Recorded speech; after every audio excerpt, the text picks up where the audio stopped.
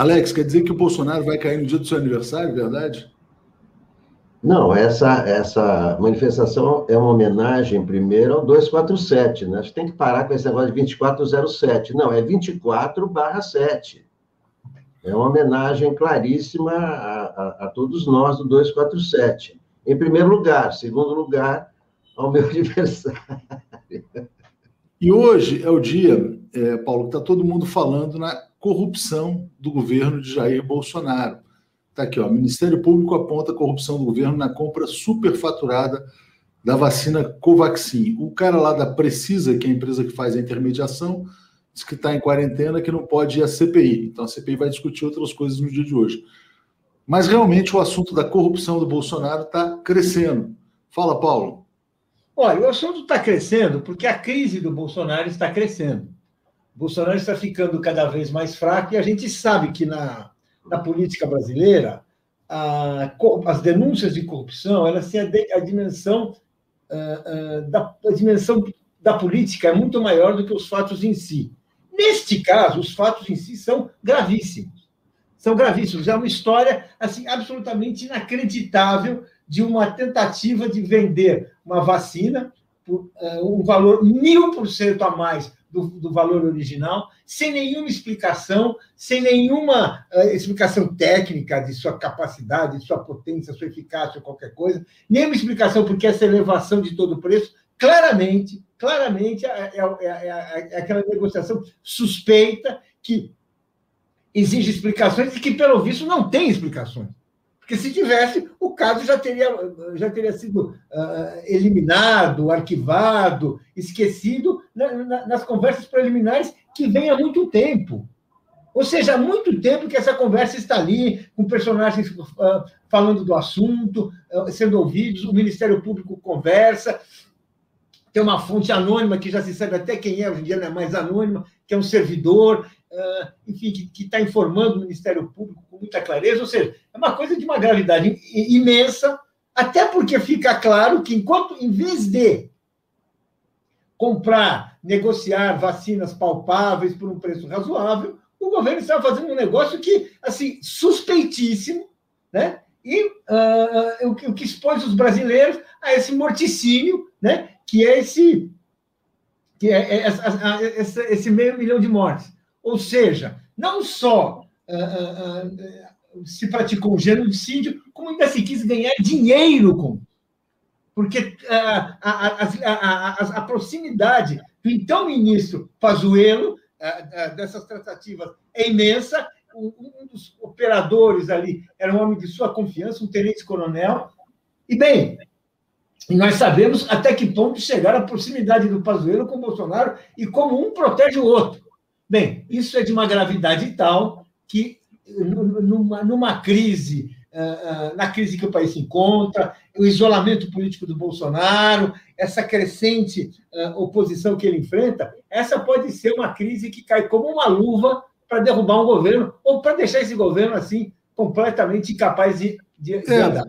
Porque tem muita gente que alimenta o mito, né, de que não, o Bolsonaro pelo menos é honesto, né? Não, pelo contrário, o Bolsonaro, assim, as pessoas que falam isso não param para pensar em coisas lógicas, né? Como é que o Flávio Bolsonaro comprou uma casa de 20 milhões, pelo menos em Brasília, que é declarada por 6 milhões sem ter renda para isso? Alex, o Gregório do Vivier está perguntando, será que o Bolsonaro levou grana na compra superfaturada da vacina indiana? Como é que você está vendo esse escândalo da Covaxin? Está nas manchetes dos jornais nesta manhã. É um escândalo mesmo. A denúncia é de março ainda. Esse contrato foi assinado em fevereiro, 20 milhões de doses, no valor de 1,6 bilhão, que deveria ser entregue em 70 dias, até agora não chegou. Essa vacina não chegou até agora. O que aconteceu em março? O Luiz Ricardo Miranda, chefe da divisão de importação do Ministério da Saúde, depôs o Ministério Público Federal de Brasília que ele estava sendo pressionado para assinar um contrato com todos os indícios de fraude. Ele era pressionado pelo tenente-coronel Alex Leal Marinho, coordenador geral de logística de insumos estratégicos para a saúde, que foi trazido para o Ministério por Pazuello. Portanto, Pazuello está envolvido nisso. Esse Luiz Ricardo Miranda tem um irmão deputado, que também se chama Luiz Miranda. Um é Luiz Ricardo, outro é Luiz Miranda. Esse deputado federal, Luiz Miranda, que quer depor junto com o irmão, ele contou o seguinte, que tem coisas muito mais graves do que a pressão. Erros no contrato, formas irregulares na apresentação do contrato, datas de vencimento das vacinas incompatíveis com a importação, sem tempo para a população ser vacinada.